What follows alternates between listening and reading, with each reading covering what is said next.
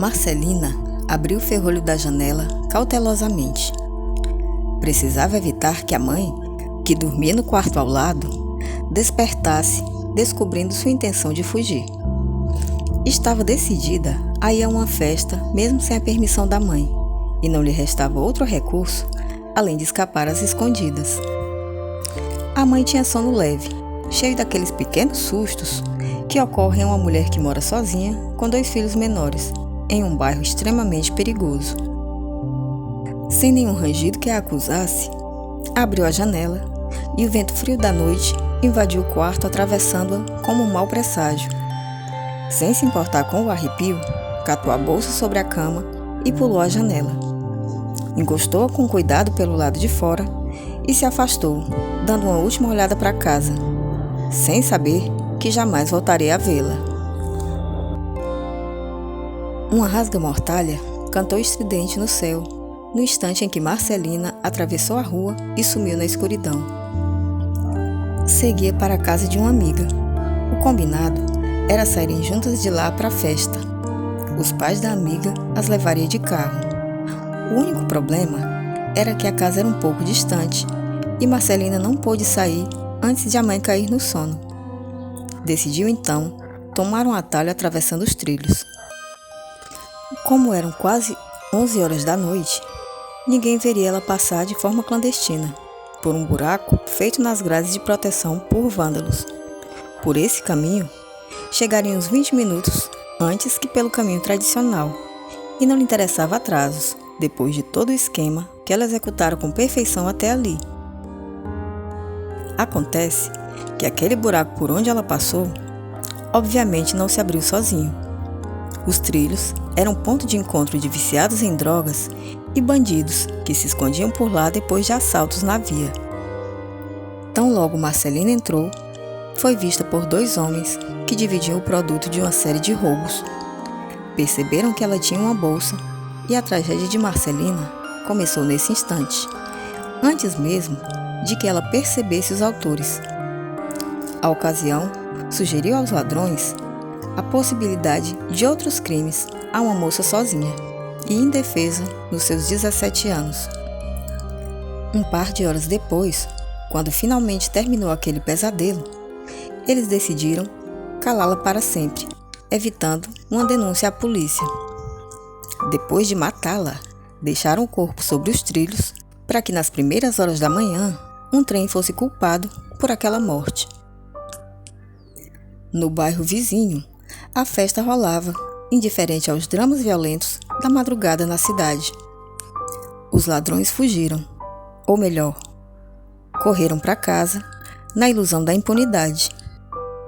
O que eles não sabiam é que fugir da polícia é um pouco diferente de escapar de um espírito em fúria. Fizeram os protocolos de investigação, funerais e luto. Os dias passaram e ninguém foi preso. A rotina foi reinstaurada.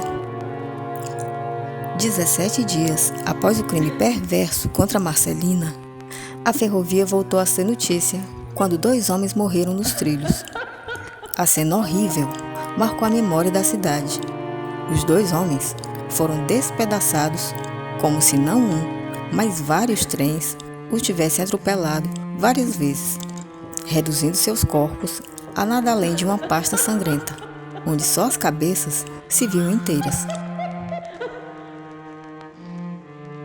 Aquelas cabeças foram reconhecidas pela multidão de curiosos e identificadas como os 2 ladrões que atacavam em uma rua próxima. A comoção logo deu lugar a um desprezo coletivo, e os 2 sujeitos foram abandonados sem uma vela sequer, à espera do carro que recolheria o que sobrou deles. Expostos de forma grotesca e humilhante, repetiam na morte o que foram em vida, nada além de grotescos miseráveis. A curiosidade desse caso é que nos registros do itinerário da ferrovia não estavam apontadas nenhuma rota de trem no horário em que morreram. Era evidente que só a força de uma locomotiva faria aquele estrago. No entanto, nenhum trem havia passado. Outra vez vieram os protocolos de investigação e blá blá blá, e blá blá blá, e blá blá blá.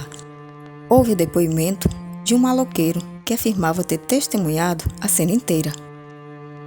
Mas quem daria crédito às paranoias de um cara drogado? Logo o dispensaram. O homem afirmava que uma moça de uns 17 anos tinha feito aquele estrago.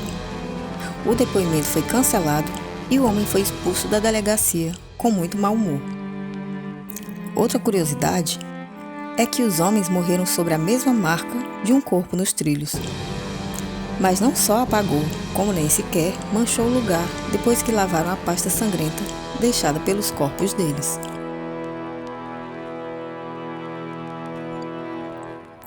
Era comum, naquela época, os jovens se encontrarem na linha férrea à noite para usar drogas longe da vista de todos. E como é comum em esses lugares mais remotos, era atrativo para outras atividades ilícitas. 2 assaltantes de estrada, afugentados pela sirene de polícia, correram para lá e, escondidos pela mata que margeava os trilhos, esperavam as coisas acalmarem. Foi de lá que avistaram uma moça, do outro lado da ferrovia, entrar pelo buraco da grade, com uma bolsa e vestida de branco. Seguros de que nenhuma viatura tinha acesso aos trilhos, saltaram da mata, decididos a avançar sobre ela. Era a segunda vez que uma moça desavisada passava por ali naquele horário. E a primeira, eles haviam atacado. Ao lembrar desse primeiro caso, em que haviam deixado a moça morta sobre os trilhos, reconheceram nesse instante a que se aproximava. Era a mesma.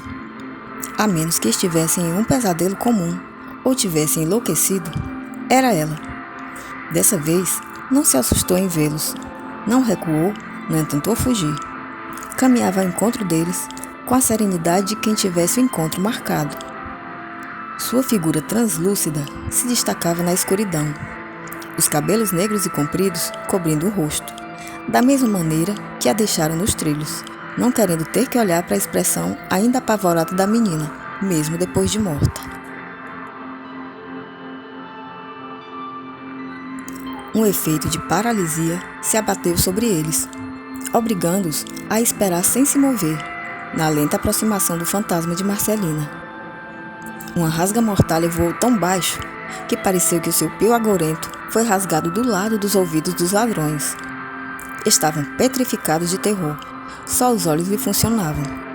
Eles teriam preferido ficar cegos a ter que acompanhar aquela cena que estava por vir.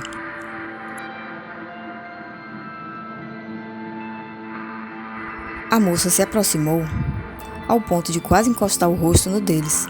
Chegaram a sentir o cabelo roçar na pele deles. Ela respirava um ar gelado e putrefacto, mais gelado que a noite e mais podre que uma couve aberta. De repente, ergueu as mãos e seus dedos torcidos, quebrados e ensanguentados pela violência deles, descortinaram os cabelos, revelando o rosto. Tinha uma palidez cadavérica, com 2 covas escuras no lugar dos olhos. Manteve-se parada assim por alguns instantes, obrigando-os a encará-la, tão de perto que quase os tocava.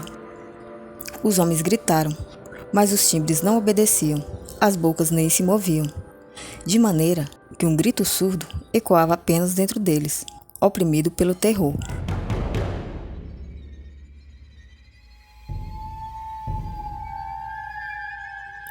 O fantasma abriu a boca como se também fosse gritar. A mandíbula deslocou-se de forma monstruosa, aspirando os gritos mais profundos que eles não podiam soltar. O hálito cheirava a carne podre e invadiu as narinas e a boca dos ladrões, quando ela sentenciou com uma voz que misturava o timbre dos dois. Vai começar a festa. Então, ela levitou a uma altura de 2 metros, enquanto eles eram empurrados por uma força incompreensível até o ponto em que tinham abandonado a morta nos trilhos, onde eles caíram imobilizados como se estivessem amarrados e amordaçados. Sem nenhum grito de socorro, nenhuma resistência, eles assistiram o trem se aproximar sem perceber nada nos trilhos, além da mancha habitual do caso Marcelina. Os ladrões sentiram a dor e o horror de ver um trem estraçalhar seus ossos sem morrer. A tortura se repetiu pela madrugada inteira, até que o fantasma calmamente abriu a bolsa e, tirando os documentos que haviam pertencido a Marcelina em vida, colocou-os na boca dos moribundos que agonizavam. A tortura só terminou quando às primeiras horas da manhã viram desaparecer o fantasma e com ele a vida, ou, melhor dizendo, o sacrifício dos miseráveis assassinos de Marcelina, que agora estavam finalmente mortos. Um grupo de homens drogados que estavam por ali assistiram a tudo escondidos. Esperaram até o amanhecer para finalmente deixarem o lugar, mas não sem antes, movidos pela curiosidade, se aproximar das cabeças e retirar os papéis enfiados em suas bocas, a ver do que se tratava. Descobriram os documentos de Marcelina e levaram à polícia, onde, como já sabemos, foram desacreditados. Toda a narrativa pareceu paranoia de drogados e eles foram expulsos. Anos depois, a ferrovia foi desativada com a chegada do metrô. O que antes era um lugar movimentado de pessoas, era agora um lugar lúgubre, com o mato invadindo os trilhos, alguns trens parados, onde já se viu a ação da ferrugem, e pichações pela plataforma. O único ponto que fora conservado imperecível à ação do tempo era a marca do fantasma nos trilhos, onde o mato não se atrevia a avançar. Houve uma ocasião em que 3 crianças, brincando de se esconder, acabaram se perdendo nos trilhos e afirmaram ter sido conduzidos de volta por uma moça muito amável até a saída. Ela usava um vestido de época branco e uma bolsa de modelo antigo. Não falou nada durante todo o trajeto. Parecia apressada, e quando as crianças, já na saída, perguntaram seu nome, ela pareceu confusa, como se não lembrasse, e apressou-se em voltar, dizendo: "Vai começar a festa." E sumiu nos trilhos, antes que eles pudessem agradecer o favor. A descrição batia com a de um maquinista do trem da madrugada, que afirmava ter visto a mesma figura, sozinha, vagando pelos trilhos, iluminada por um halo de luz que parecia emanar dela mesma. E esse não era o único funcionário a já ter testemunhado uma aparição. Os relatos eram muitos e intermináveis. Quanto mais sombrio foi se tornando o lugar, mais atrativo se tornou para ilícitos, e já ninguém se admirava quando surgiam as notícias de mortes terríveis naquele lugar sinistro, sempre atribuídas aos bandidos, mesmo que as vítimas fossem eles próprios.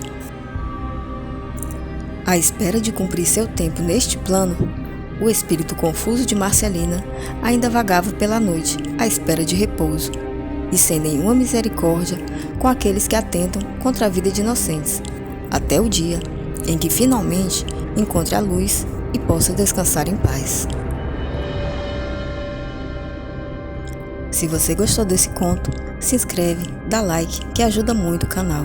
Obrigada e até a próxima!